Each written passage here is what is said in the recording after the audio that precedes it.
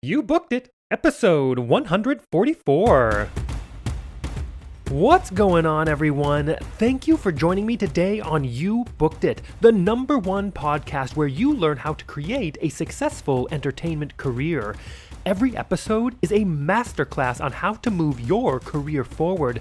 And if you want even more, head over to youbookeditpodcast.com and join the email community where we dig deep into what you can be doing right now to help book that next gig. And now, let's do this. Okay, let's get started. I am excited to introduce my guest today, Callie Beaulieu. Are you ready for this, Callie? I am ready. Brilliant. Callie is a classically trained actor and voiceover artist who has appeared in over 100 regional theater and film productions across the country. Pursuing a passion for classical stage, Callie has appeared in multiple Shakespeare productions, including the Darko Trejniak production of Romeo and Juliet at Hartford Stage. Additionally, she has performed with the Rivendell Theater Ensemble, Flock Theater, European Repertory, Fox Theatricals, New American Theater, and Art Farm, among others. Her work on stage has been nominated for 2 BroadwayWorld.com awards in the category of Best Actress in a Play. Callie has also appeared in the independent film Influence, The Iron Wall, Fair Play, and One Summer. In addition to her film and stage work, Callie has enjoyed narrating over 175 audiobooks. She is an avid traveler who not only has worked on a castle reconstruction in the south of France, but also has lived abroad in the Caribbean. Callie, that is a quick intro of who you are and what you've done, but why don't you tell us a little bit more about yourself? Fill in the gaps and a little bit more about what you do as a professional in the entertainment industry. First of all, I'd just like to say I'm so happy to be here. Thank you for having me, Dane. I'm really excited and honored about this. Oh, thank you for being here. I currently live in Connecticut. I moved back to the East Coast about 7 years ago. After living abroad in the Caribbean, I lived in Antigua for almost 10 years. Oh, beautiful island. Oh, it's gorgeous. It's a great place, but it's really funny when you live there, like with anything in life, when you're there, you don't take advantage of what's around you as much. There would be times where I'd be there and 3-4 months would go by and I would never have gone to the beach. You can live in a place like that and you still have life to live. You still have to do your laundry and work and do all of that. But yeah, it was pretty awesome. And now I live in Connecticut and I'm working currently predominantly as an audiobook narrator. Very cool.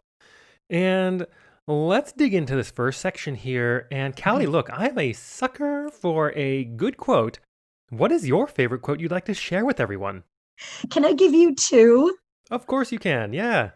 Okay, my first quote has been a motto for years, and it's cited to Anonymous, and it's, "You don't have to be perfect, you just have to be delighted," which has resonated with me a lot in my life.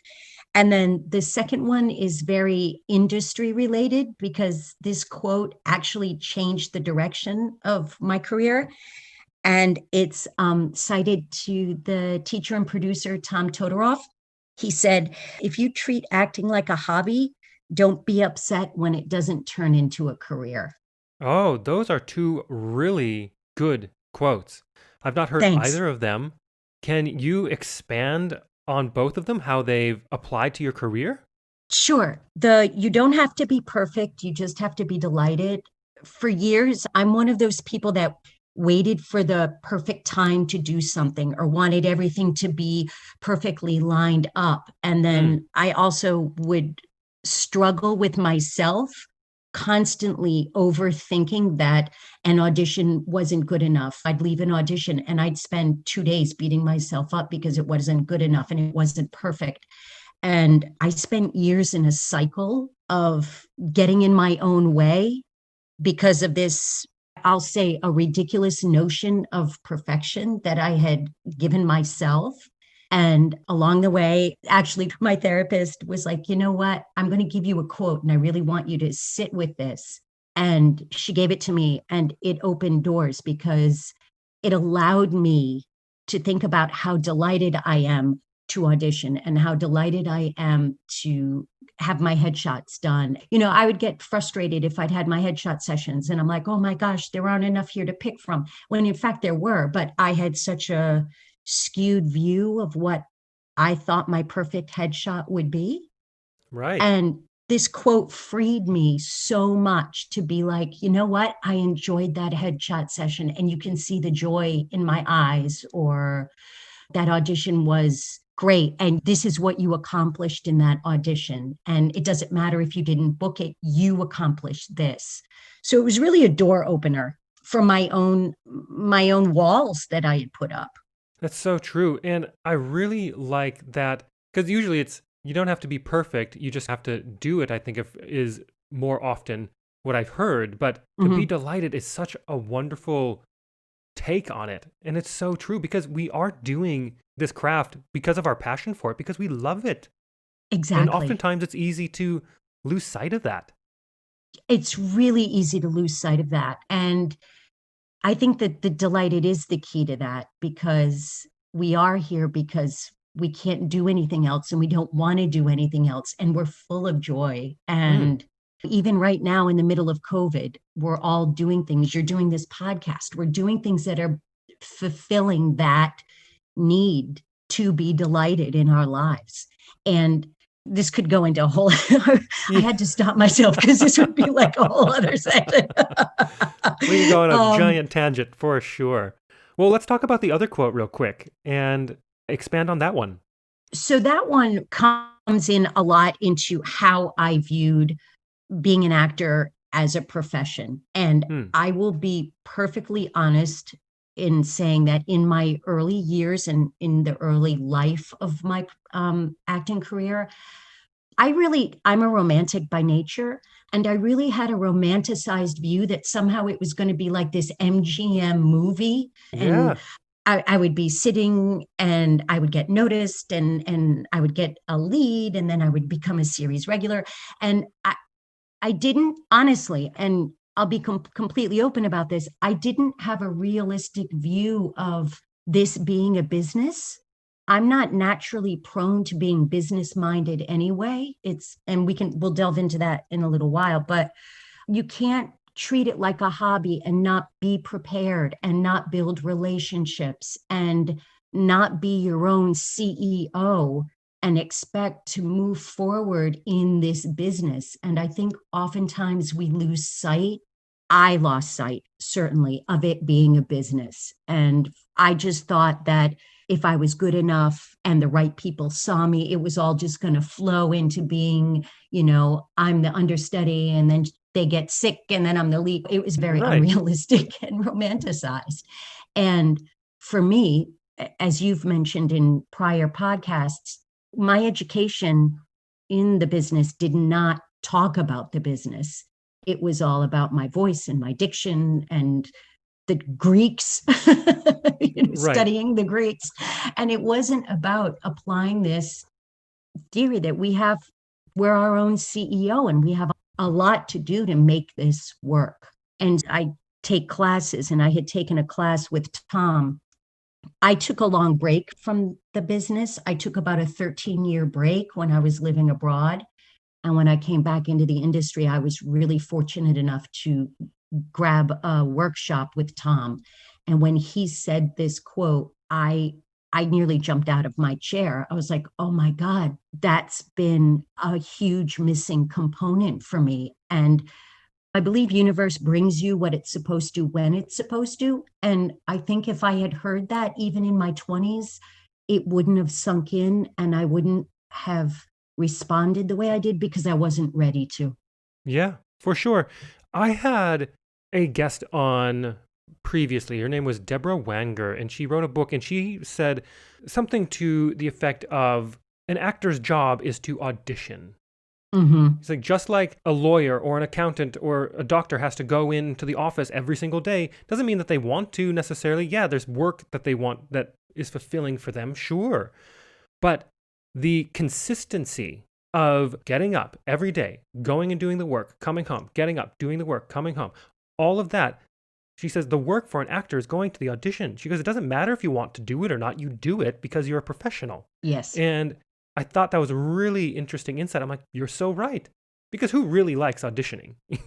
And that's not really what we strive for in our career, but we know it's a necessary part of this career. And you have to do it. You have to do the work and you have to take it seriously. Yes. Yes. Absolutely.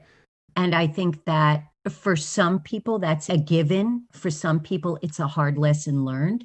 For sure. And that's why I think that quote, tape it to your mirror, because you have to remember every single day that this is a business. Set a schedule.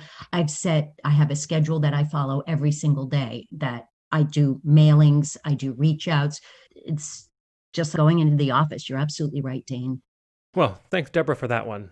Yeah, thanks, Deborah. That's it. And if you want more on that one, check out that episode. Can't remember what the episode number is right now, but it's Deborah Wanger. It's a really good episode as well. And let's jump into this next section here. And Callie, of course, you are an entertainer. I'm an entertainer. And I think that you'd agree that this industry can be one of the most subjective, brutally honest, personally emotional industries in existence.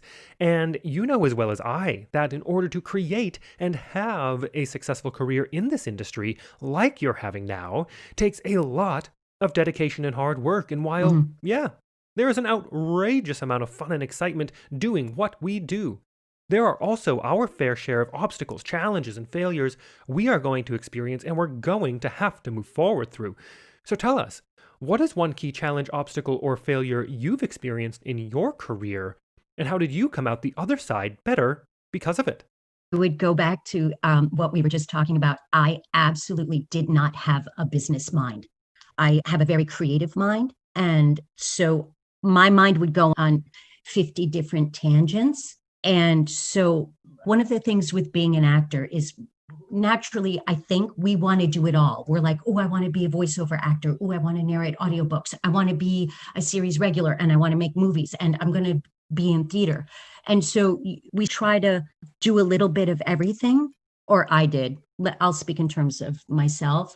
And what happens is, because you're so scattered and you're working in audiobooks and you're working in voiceover and you're trying to do shows, do a theater show and audition for film, you move forward, but you move forward at a snail's pace because your focus is so spread out into all the different arms. It's being an actor is like being an octopus.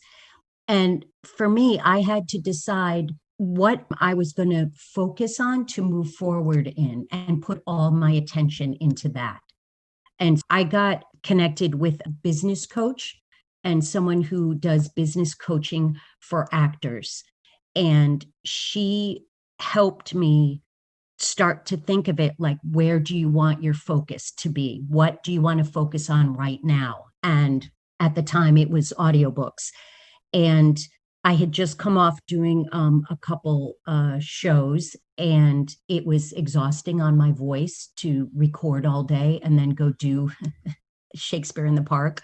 I was exhausted vocally, and she helped me narrow down, where do you want to put your focus right now? Doesn't mean you can't do theater. You can do theater. Theater's going to be there forever. This was before COVID, and we realized it wasn't. But theater's always going to be there. Film and television will be there. Where do you want to go? And at the time, I had decided on audiobooks. And I put my focus into marketing for that and taking classes for that and working there. And the progression I made by narrowing down my focus was huge. And then as I began to focus and succeed in that area, it was like, okay, this train has its pace. This train is going. I don't need to put so much into it. I can switch the track and move into something else now. So for me, being really scattered and not having a business mind, I wasted years. I don't want to say I wasted years because, like I said earlier, you come to things when you're supposed to. It wasn't until I really started focusing on that things began to change. And Also, I would say that having an accountability partner, I have an accountability partner. Her name's Christina. She's fabulous. Shout out to Christina. We meet weekly and we set goals for each other and we make each other follow up. Like we set goals for ourselves and then we make each other follow up and we answer to each other and we say, did you do this? Did you not do that? Why didn't you do this? What do you want to do? And we advise each other. And having that structure for me has been the best thing for me. That's so good. An accountability partner is a really great Oh, thing to have. I love everything you said about having to focus in on what it is that you really want to do. mhm, And there's certainly something to be said with maybe you don't know. You might have your entire childhood growing up, you danced and you mhm. think dance seems like the right thing to do because I'm good at it and I have a marketable and profitable skill set. So I'm going to do that. But it's not to say that something else within the arts isn't actually more fulfilling for you. And it's okay to dabble and to figure things out and find out where you land for sure. But when you find that thing, do it. It's so true. It's funny, my father used to say, you're going to change your career 2 to 3 times in your lifetime. Don't get locked in. It's not like it used to be. You're not going to have one career for 45 years. He was like, Callie, because what happened was I quit acting for about, as I mentioned, for about 13 years.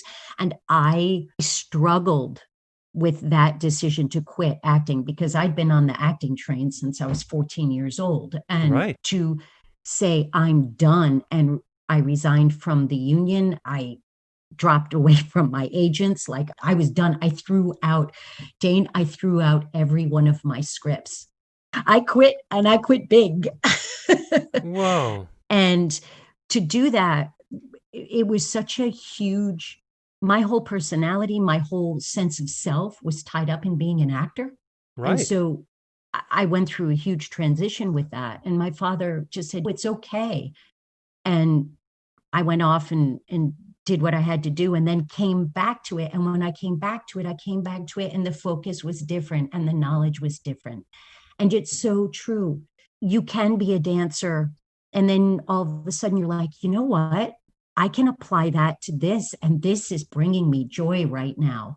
There was one of your podcasts I listened to a couple of days ago, and I feel terrible, I've forgotten his name, but he became a producer on Broadway. He had been a performer, and then he Oh, found Benjamin that Simpson. oh my God, you know what? Who knew? You don't know. And then it brings him, you could hear in his voice the joy that job brings him and that track brings him. Yeah, absolutely. Absolutely. And it's also, I would say, a bit of how it's definitely is, I should say, how this podcast is for me. While, Mhm. yes, I still am a professional entertainer, I still do lots of corporate production, I do all of the things, I'm still active in the industry, but I'm finding so much fulfillment artistically, creatively, giving back everything and providing a platform for so many people with this podcast that this has really become a passion of mine that I didn't expect it to be as much fun and as Mhm. fulfilling as it has become, and as important, I believe, as it's become to our industry as a whole. I think that's great. And you know what? It comes across. And I don't know if you've come across this, Dane, but I have come across at times in my life in this industry where people don't share information because if they keep it to themselves, it gives them a leg up. Yeah, And I find that the more we share, what is it? A rising tide lifts all boats. The more we all share our information, we're all just going to benefit from it and we're going to be in a better place if we do that. And so I think it's great that you found a passion on this side of it. oh, thank you. And you know what? I totally agree with you. And this is the way I explain what you just explained when I'm talking to people is, look, if you are an entertainer and you're in the room, doesn't matter what skill you have, if you're in that room and your skill set is of the caliber that you could legitimately be cast for whatever it is, right? Mhm. That's the baseline. You are a good person to be in that room. How you get cast, why you get cast is really all the subjective stuff that you cannot control. So true. So why covet information. There's no reason to covet the information because you're either right for that role or you're not. Everyone else that you're hiding it from already has the skill set, and they're going to get cast on things that, not based on the information you give them or don't give them, they'll get cast on what they bring to the table that is unique to them. And same thing goes for you. So there's really no reason to covet things and to hide things and keep it for yourself. Just share it, and then you have a lot more fun. I agree. And you know what? What's the rule of the universe, right? If you put out, it comes back. So you don't want to put out snarky like Heidi, because then it's going to come back and bite you. You want to just put the positive into the world. We need a lot of it right now. Certainly do. Well, let's move on to a time that I like to call your spotlight moment. That one moment in time you realized, yes, I am going to be an entertainer for a living. Or maybe it was, yes, this is what I need to be doing in the entertainment industry. Tell us about that. As I mentioned, I left the business, and I left the business dramatically. During that time, I went off and lived a life, and I started to travel the world, and I had this great experience doing a castle reconstruction in southern France, and I got to live abroad. And so I started living this life that I hadn't lived as an actor, because my schedule was very regimented. I was always in a show, and then as soon as that whole adage, as soon as I book a vacation, I book something, and then I couldn't take the vacation. So everyone knows that one. I know, it's so true. It's like you should book a vacation every week of the year. Yeah. But during that time off, those 13 years, it was really funny because I couldn't, as much as I loved the life that I was having, like just having life, experiencing life, I started going to things that had the regimented, what I call rehearsal schedule. I, at 30, decided that I was going to learn to figure skate. And I started figure skating, and I'd go and re-practice at the rink. And I loved doing like the ice show. And I wasn't any good. I was 30 years old, but I was on a synchro team. But it was the performing part of being a figure skater. And then when I moved to the Caribbean, obviously there's no ice rinks. So I started taking ballroom dance lessons, and I became a competitive ballroom dancer. And it was always the same thing. It was the regimented schedule of rehearsal or practice to get to a competition, to perform at a competition. And I had gone to 2 or 3 years worth of ballroom dance competitions. And then all of a sudden, I was like, wait a minute, I'm doing this because I miss being an actor. I want to go back to performing. It's who I am. It is naturally my makeup, and it's what I'm comfortable in. And as soon as I made that decision, things started changing and eventually got back to the States. But I was done with it. I didn't want it. And then it was really funny how the need and the want to be an actor came out in different venues of performance. And it took me years to figure out why I was figure skating. Why would someone start figure skating at 30? You know what I mean? It was, what are you thinking? But I realized why I was doing it, and why I was doing it was because I missed being in theater, and I missed the rehearsal process and the creativity of a rehearsal process, and that joy of having opening night. And it was all tied into that. So that was my aha moment. Oh, that is so good. Thank you for sharing that.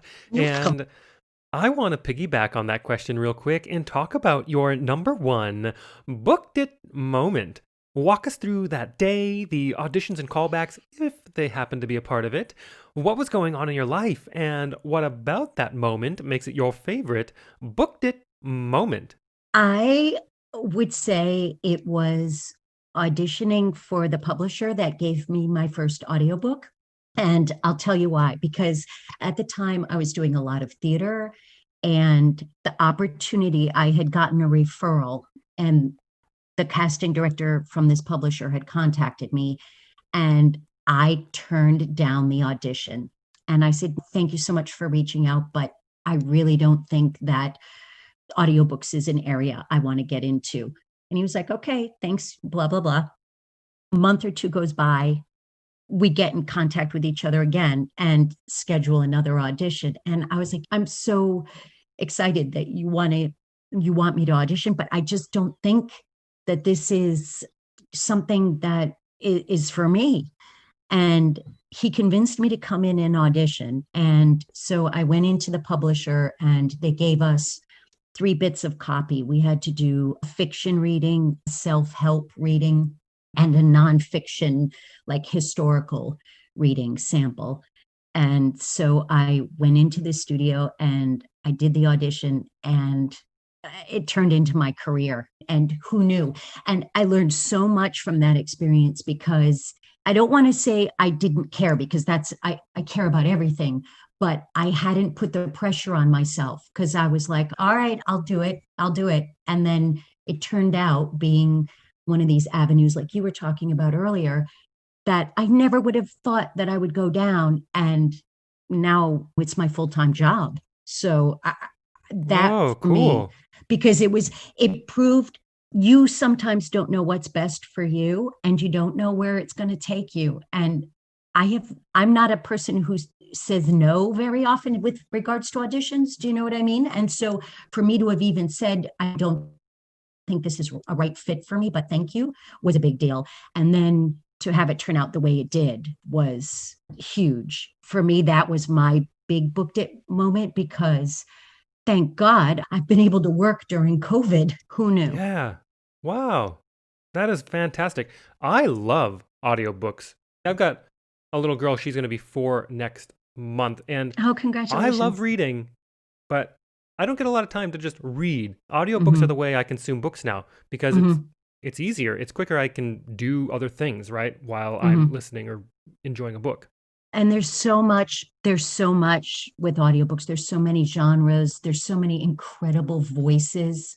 Again, going back to circle, you and I keep circling around. We keep circling back. But like what we were saying earlier, the book finds the right narrator, and there's so many different voices, and everybody has a different tone and quality and style, and it's wonderful. I love audiobooks.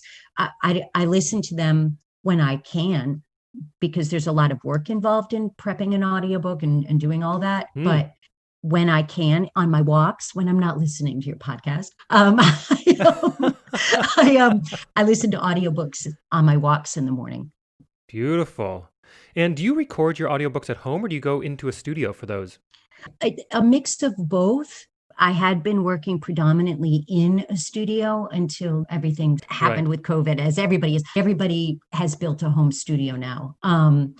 Now I do a split. It depends on what publisher I'm working for. I can work from home in a home studio, or I will go into a studio that's been approved for recording now with the SAG protocols and everything. But historically, until this year, I worked predominantly out of a studio, or I Ah, rented, like I would get books on occasion where I would work with an engineer in a studio, a commercial studio, right. or I would work out of the publishing house. And now there's home. So there's several avenues. Yeah, for sure. Let's take a moment to talk about the present. What Mhm. projects are you working on now? What are you looking forward to? And we've talked about it a bit, but we are amidst this global pandemic. How do you see the entertainment industry moving forward in the next couple of years? Oh, gosh. I would say I want to jump on that first. I don't know. I don't know where we're going to go now, with Broadway being closed longer and everything that's going on with the unions right now. I just think it's really hard. I want everybody to wear a mask, because if we wear a mask, we can go back to work. But I think what's going to happen is we're going to start working in cycles.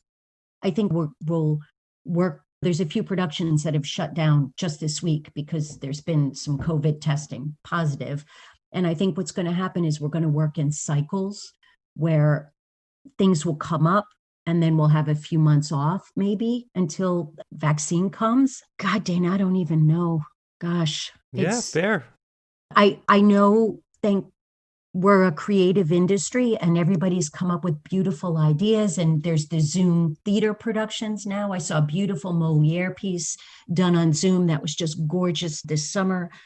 So we're creating avenues because that's what we do naturally. All the self-content, everybody working from home doing, with their booths and stuff now. I think there's a need to get us back doing theater, and there's a need to get back. I just don't, I don't know. I don't know. I'm exasperated. Can you tell? I'm trying, just trying to stay positive. I will say it's been great because there's been so much opportunity over Zoom, and there's been so much opportunity during this time of uncertainty for us. But I find that opportunity can also be overwhelming because, if you follow social media, next thing you're like, oh my God, why am I not on 5 Zoom calls? And I feel bad because I'm not on 5 Zoom calls with 5 casting directors bettering myself. And it's okay to take time out and lick your wounds and binge. I don't know. I think what's going to happen in our industry is we're just going to go in cycles and we'll figure it out. Yeah, interesting insight. I like that. I know that there was a production here in Connecticut. I'm recently where they did a outdoor theater piece, and everyone wore the face mask, not the masks, the what are they? The covers, those clear plastic shields, the word I'm looking for. But now they're even saying with the shields, I don't know. I don't want to be the person that misquotes or gives information, but I just think we got to figure it out because I think there's a need, and there's not only a need from a performer's perspective, there's a need of the audience. Look at how happy people are in New York just today, being able to go back to a movie theater and go and have a cinematic experience. People don't even realize how much they want it in their lives and they miss it. So we'll figure something out. For sure. And it is time to move on to one of my favorite sections in the interview. I call it the Grease Lightning Round. I am going to ask you a handful of questions. I want you to answer them as quickly and concisely as possible, one after another. Are you ready? Yes.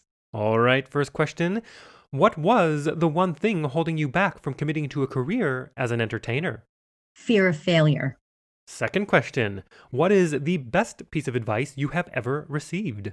Okay, I'm going to say there's 2. Both of them came from my father. One was, how do you eat an elephant? 1 bite at a time. Yes. Which was for anxiety and management of stress. And then the second thing he always used to say is, Callie, the worst thing that's going to happen is they say no. Yeah, I live by that one. Yeah, right? Because it's true. You can build yourself up so much and get yourself so worked up about going and doing something, maybe reaching out to a casting director, maybe asking. I mean, I ask people for interviews all the time, and you just got to ask the question, but that's how you get people to say yes. You have to offer the opportunity to say yes. And it seems pretty self-explanatory, but we get in our own ways too easily. I totally agree. And just do it. Totally agree. They say no, and you go, all right, you're back where you started. It's a no. It's not a judgment call. It's just a no. Exactly right. Yeah. Do the thing, ask the question. Your life will still be the same if they say no. Yeah. I agree. It's the best. Done and done. And the third question, what is something that is working for you right now? Or if you'd like to go pre-COVID, what was working for you before our industry went on pause? Admitting where your strengths are not and finding people to shore you up and to have a team that shores up where you're not strong so that they can fill in and help you. Very good advice. Worth rewinding, I think, on that one. Yes.